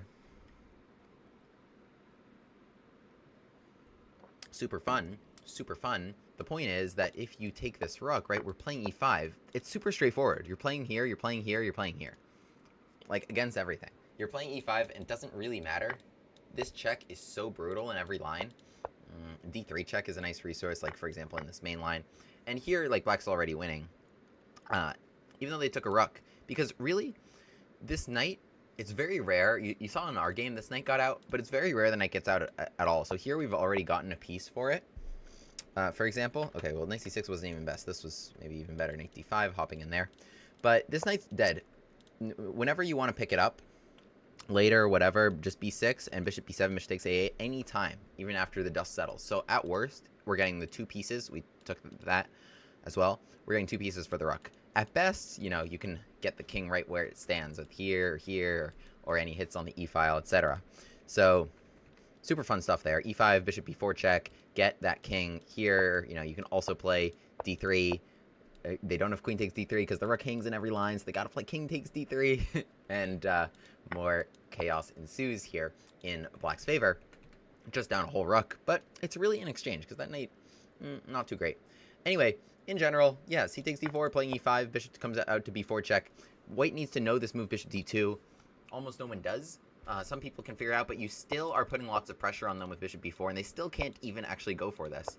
They still can't even go for this, or this becomes bad, because this pressure is still very severe with the rook coming to e8. They haven't developed anything here. And in general, just psychologically, like I was kind of touching on before, no London player wants this, right? You're like, however scared you might be about sacrificing things, or in any chess game ever, just like, oh, I don't know if this is right, you know, I don't know what my opponent has cooked up, whatever. Your opponent is also a human who also has all those same fears in general, right? It's like anything else, you know? You're having a conversation with the person in public, whatever, and it's like, well, oh no, I'm not sure if they like me. I'm not sure, you know, did I do this wrong? Did I say this wrong? You know, they're judging me for this. That's probably not true. They're thinking all those things as well, right? They're also a person who also has all their own fears and anxiety and is probably more focused on themselves and what other people are thinking of them. So, I don't know. I'm more of an expert on chess than on that. But in chess, I can say, has definitely, I've had a lot of success with this. Just go for it. Just go for it. And, you know, they're going to crack. They're going to crack. I mean, this requires so many stockfish moves and so much just accurate defense. Like, when do you go knight c7 exactly? Like, there is some moment to do it, but it's not now. And I couldn't even tell you or explain in English why it makes sense when to do it. Because the knight has a lot of useful functions on b5.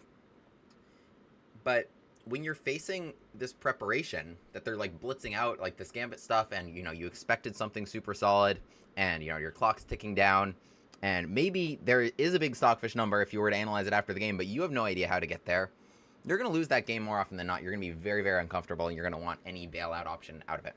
So, win the psychological battle, and you'll win the chess battle. That is my tip for the day. Subscribe.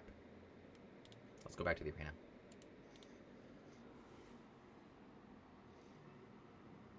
Used to fear the London, now I pray they play it. London falling.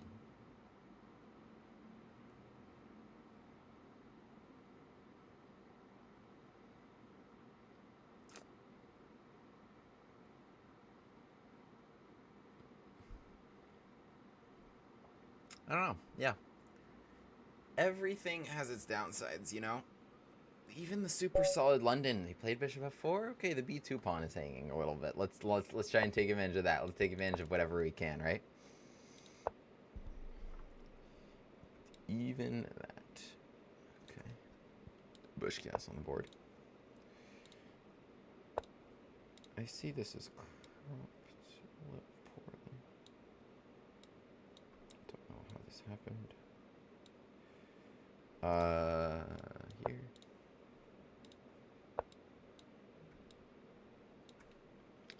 We've got a lot of Busch gas deniers today. They're forming a club. They're conspiring against me. C3, early C3.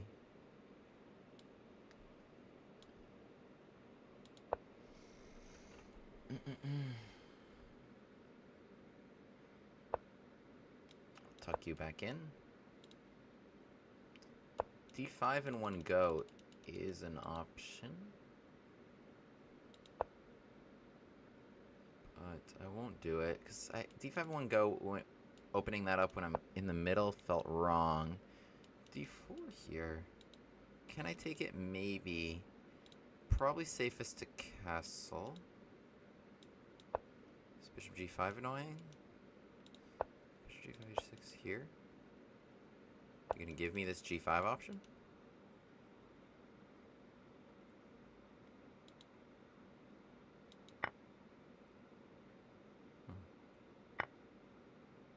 G5 now, I mean, there's no sacrifice when I can just eat d4. So otherwise, this should just be a free pawn if there's no sacrifice. I would just take e4. Like, this felt a little ambitious with e4 hanging. Needed one more tempo there, but I was going to use that tempo to patch this up. I also think they needed a4. Okay, they're going for this, but I don't think it works at all. I can take d4 now. I planned it out this way. Take d4.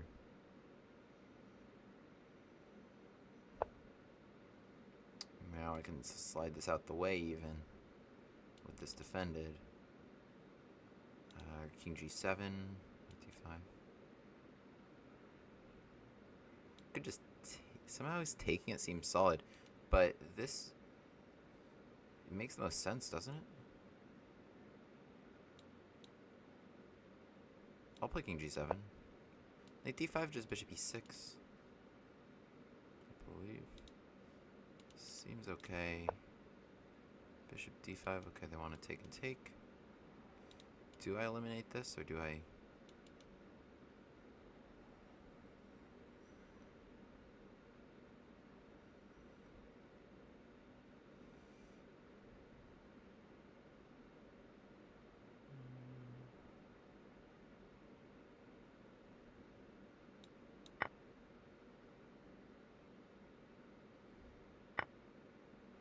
I think Rook h8 now makes a lot of sense.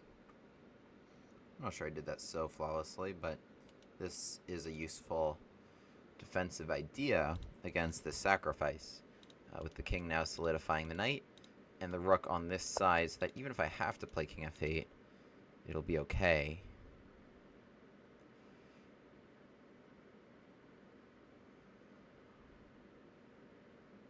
Now something like queen e8 should be fine.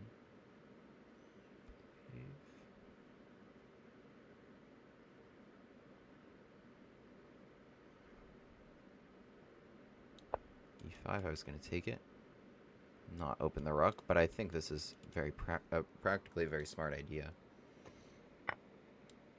I think here I'm saved by the fact that I have queen.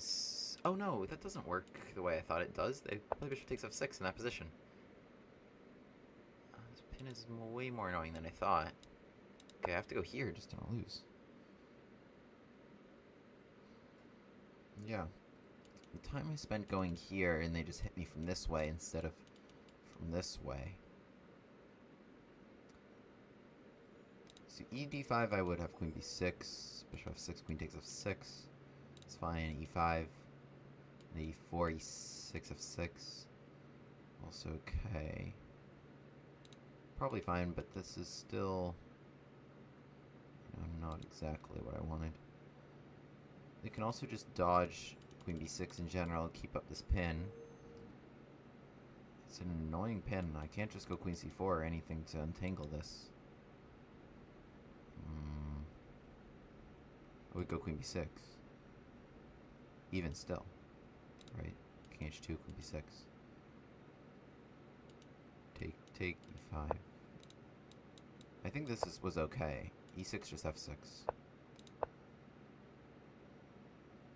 In general, I didn't see something so clear for white that was good. But they had some pawns for the piece. Or actually, I'm not even sure if that's true. Now I can just force... Or I can even just take this. Why wouldn't I just take it? I was going to say I can force the queens off, but it actually feels even very solid. And now let's get the queens off. Queen b6. And we've got that. Okay. We survived that. I'm not sure if we were in serious trouble there. But it didn't go exactly as planned, certainly. And we got him. Okay.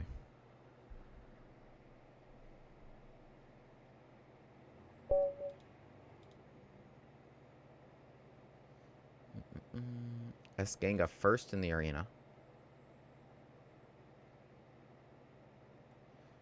It's Berserk. Try to beat him. Thank you, thank you. Igor. Oh, I was just talking about how to play against Nimzovich. Oh, but they played this. Let's play Goring. Against d5, I was liking this. Bishop c5, not a great move here. cd4 just comes with nice tempo. Play your knight c3. d5, do I play e5 or do I just take it? I have no qualms about just taking this, really. Bishop e2, just castles. Should be fine. Now this is hanging with the pin gone. Play your c4. Let's get those rolling. For my bishops, maybe bishops can come to b2 and d3 and operate down these diagonals. That seems like a good spot for now.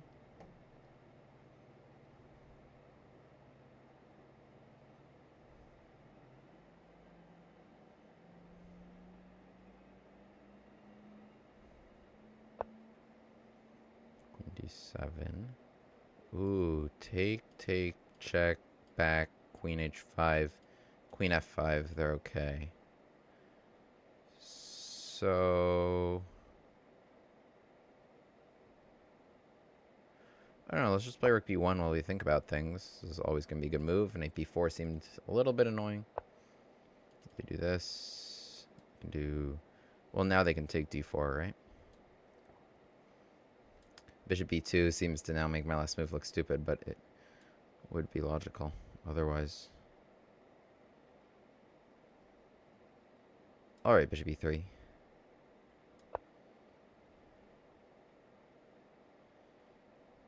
I berserked. We should keep it a little quicker. Let's try h4, h5. Maybe we can hop in. Queen g4. Fails play h5. Take e3 they can play. But I will recapture. Knight jumps in.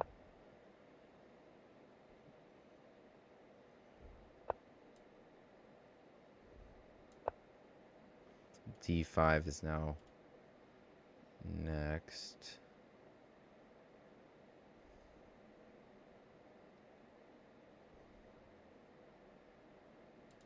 This was hanging, wasn't it?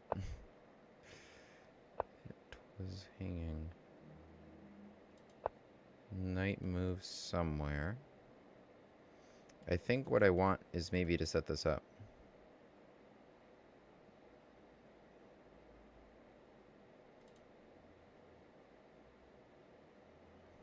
Let's go knight g4. Queen h4, g3. You can't take it. I have knight f6. Queen h4. In fact, you will lose your queen in this position. So you need queen d4 was the only move. Even then, there was rook e4. Queen c5, d6. It was bad all the way around. Here they are losing their queen. Queen takes, I have knight f6, check, and I will win it. I have to do this, but it... Oh, wait. Oh, I didn't see that. Oh, wait, but it still works out. Okay. All good. All very good, in fact. And now we can run. Run.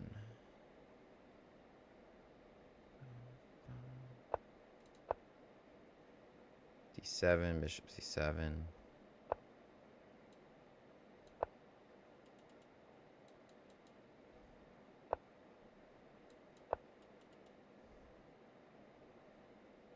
Got him. It's just a spite check. This pawn is rolling. That makes sense. Rook e8, take. Bishop f6 seems clean. I mean, a lot of things are clean.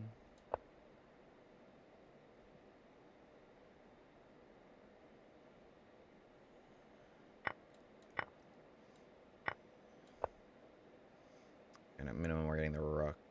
They can go check and take it. I will promote. But it's better than getting checkmated.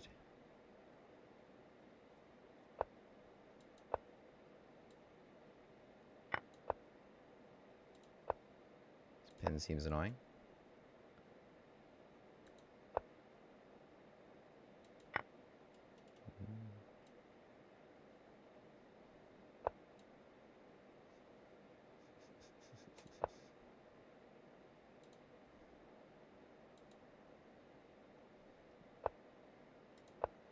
Forces the rooks off.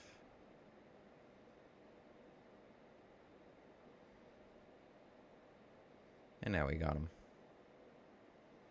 Thank you guys. In a good position, you often get lucky. Yeah, I did have a good position there. I think I had the bishop pair. They were operating well in those diagonals. I brought my pieces out nicely, right? You recently won a few games using the Busch Gambit F5 line. Awesome. No problem. That makes me so happy to hear. Great work.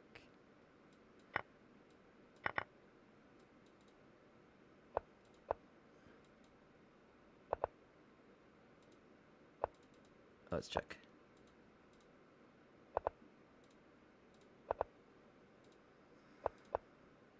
Oh.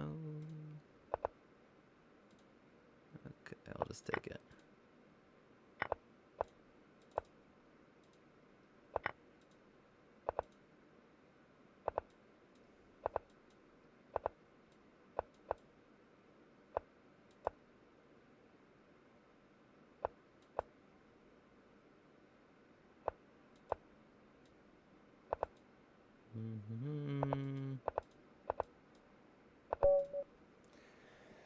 All right. Another arena where we dropped the first, won the rest. This time, we missed the podium by a point. That's all right. Thank you guys so much for viewing today.